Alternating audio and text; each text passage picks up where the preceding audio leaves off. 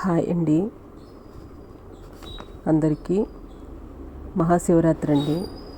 శివుడు అనగానే మనకు గుర్తుకొచ్చేది అభిషేకం. శివుడు అభిషేక ప్రియుడు.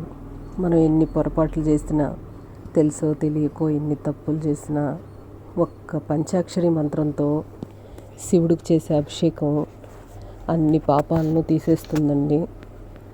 భక్తి ఉంటే చాలు, ఆయన మనకి ఇవ్వలేదంటూ ఏదీ లేదు. జన్మానికి ఒక శివరాత్రి అని అంటూ ఉంటారు కదండి పెద్దవాళ్ళు.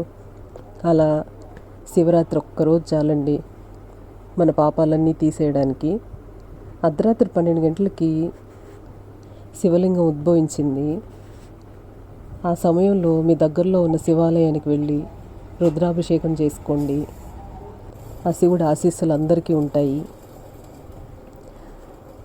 అందరి ఇంట్లో శివలింగం పెట్టుకోకూడదు అంటారండి. ఇది మా ఇంట్లో ఉండే శివలింగం 25 సంవత్సరాల నుంచి ఉంది. ఈ శివరాత్రికి మా శివయ్యకు పూజ చేసుకున్నాను. మీరందరూ చూసి సంతోషిస్తారని ఈ వీడియో చేస్తున్నాను.